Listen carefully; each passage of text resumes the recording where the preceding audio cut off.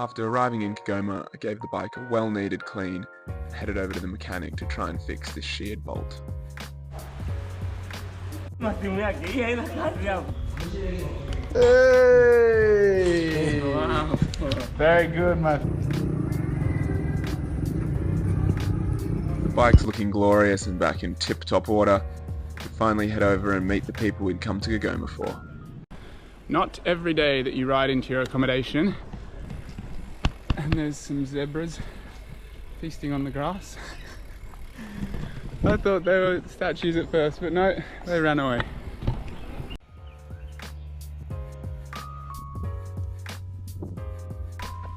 My mum and aunt had flown all the way over from Australia and New Zealand for their first time in Africa, and it was time to throw them straight in the deep end. Asante.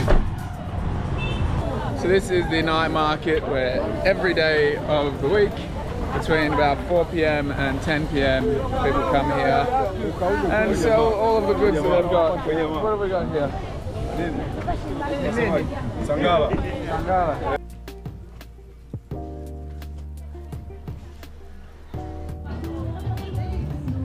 Hey, pigeni picha msikatae. Asante, Thank mama.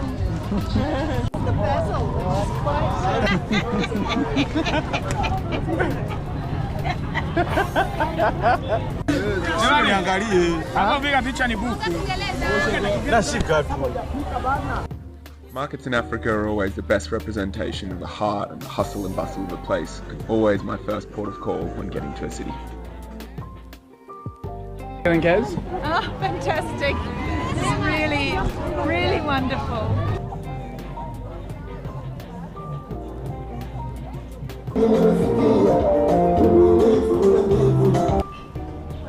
After the first taste of African chaos, ladies needed to wet their whistles in somewhere beautiful. Happy to be out of the jungle safely, Kai and I continued with a few more beverages on the balcony. Doesn't mind waiting around, chasing tail again. Oh.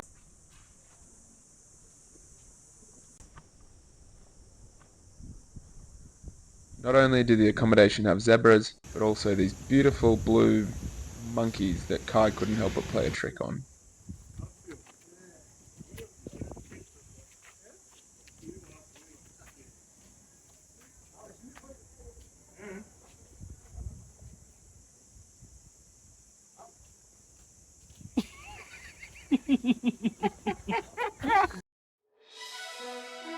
Kai won, monkeys nil, but it was even bigger primates that we were on the search for as we jumped onto the boat to Gombe National Park. But a false start and a bit of thong splashing all the way back in later, we're finally on our way.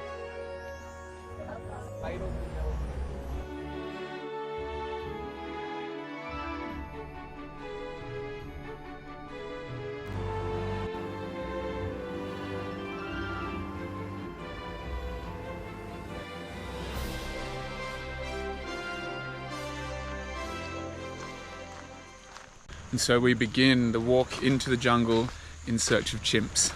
Obviously, we're not in a zoo, we're in the wild, so it's not guaranteed we're going to see them, and we have to trek to find them. So there's a few trackers that get sent out early in the morning to look for them, but it's not guaranteed.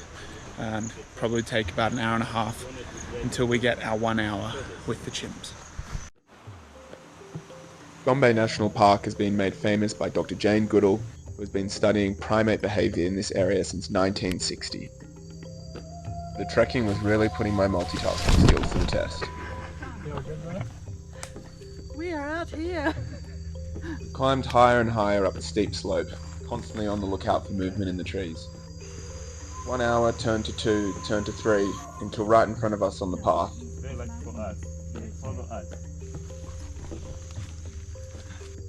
is a chimp walking about 10 meters in front of me on this same path.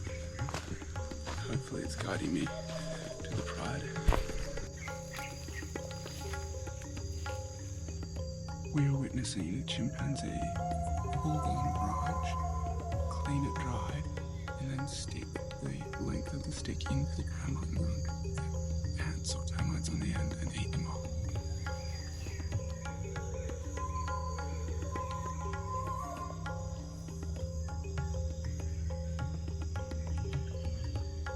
see this kind of behaviour up close was truly something else.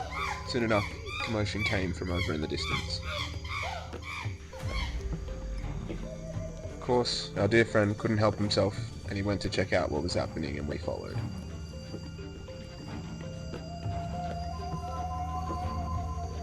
He'd arrived just as a chimpanzee from another pride had tried to join the family.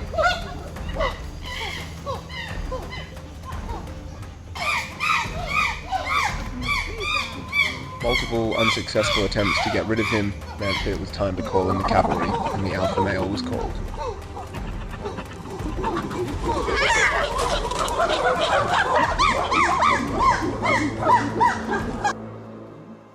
Quiet soon descended on the pride, as the alpha male had successfully defended his territory.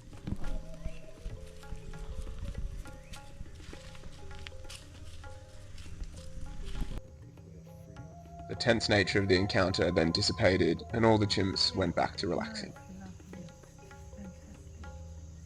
I never quite understood the saying, ants in your pants, but we were just standing there on top of what must have been an anthill, and now all of them crawling up the inside of our pants and fucking biting us on the top of the leg. Nothing to see here. Oh, they're quite big. Try to keep your pants on, pal. It's been a while. That encounter seriously could not be topped. We all sat in silence and pondered the experience as we got the boat all the way back to Kigoma.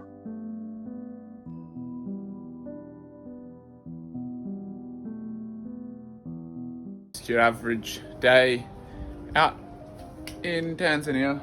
Just got some eland chasing tail. They're just like the rest of us, aren't they?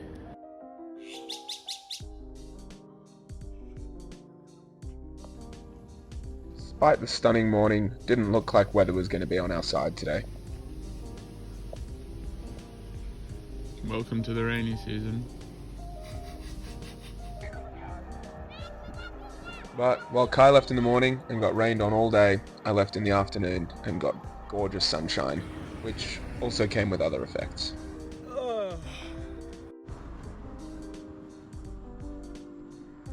It's a little bit vague. Not quite sure what to do with that information. See this sign? I assume that it means there's actual zebra animals crossing the road, not that there's some painted lines on the road that people are going to walk over. Despite my confusion, I climbed on towards the Burundi border to meet the sopping wet Kai for a lovely meal.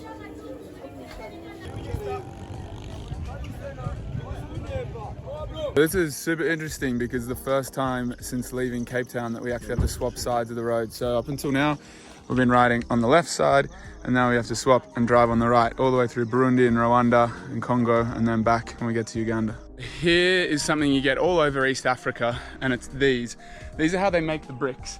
And because they don't have kilns, when they make the bricks, they stack them up like this, and they cover them in this mud here, and they put fires underneath each of the holes and then burn it so that it cooks the bricks from the inside out. It's a really ingenious way to make bricks without a kiln.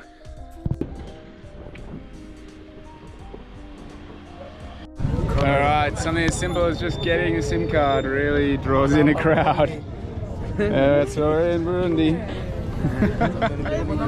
Lovely.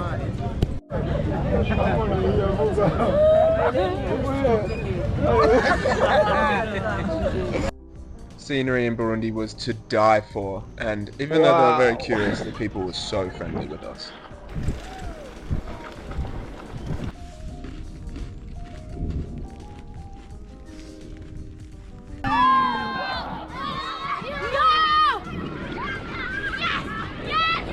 Hello!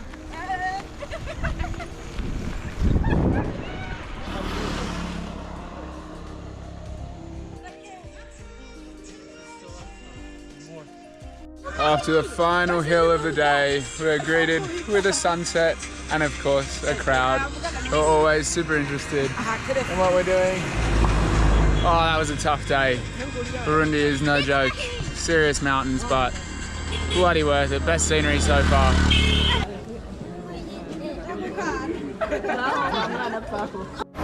We have made it to the capital of Burundi, Gitega, which is only recently become the capital, the last 4 or 5 years. And we're here for one reason and one reason only, and it is to see the Gishora drummers. They're probably one of the most famous things in Burundi, and we're going to go and try and see them perform right now. The drummers are situated about 20 kilometers out of the capital, so we got on my favorite form of transport and zipped on out there. We were treated to a tour of the King's Palace, but the noise of the drums began to draw us outside, so we popped our heads out to see this.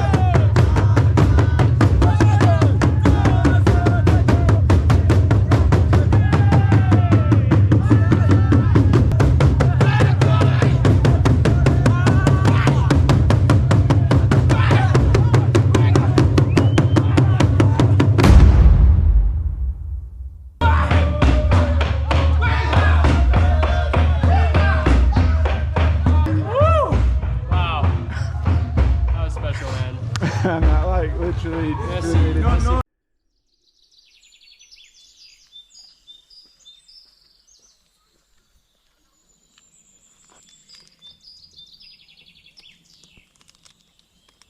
Wow, it is extremely rare to find a little quiet spot to yourself in this country, but I've found one, probably only lasts for a few minutes. But first thoughts, wow, it's just some of the most visually stimulating places I've ever been. It's an interesting one because you get a lot more of, I mean, as it's so recently developing, and now the influence is a lot more from China. So everyone, you still get a lot of Mzungu, probably 10 to 1, but every now and then you'll just get China or Chinois, which is Chinese in French, and it's so random. So yeah, the changing influence in the developing world is nigh, but I'm absolutely loving it here.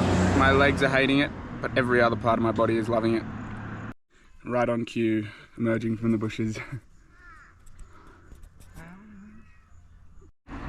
It's also the first country I've ever been to where fully grown adults will see you and back away or cry or hide in the fields or run into their house.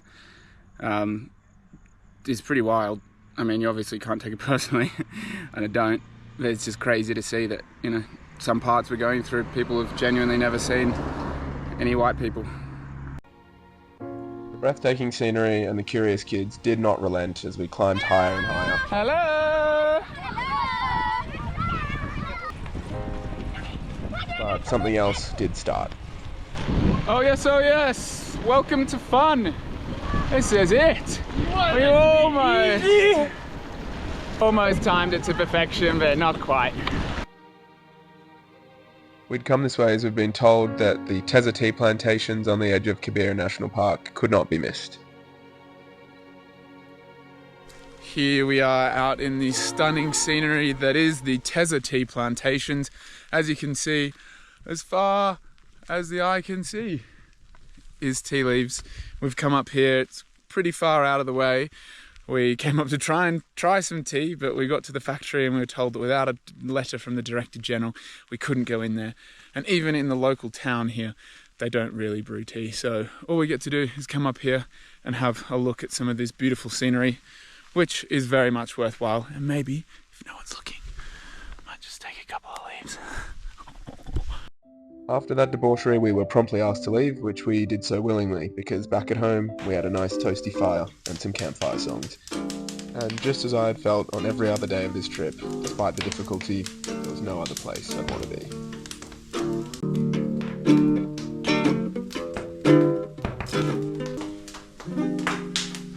Been a long time since I felt at home. Sitting from the fire makes me feel alone.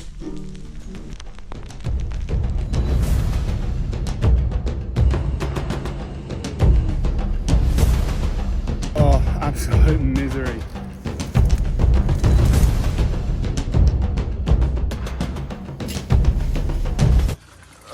Another day back shredding through the sweet, sweet, soft tarmac.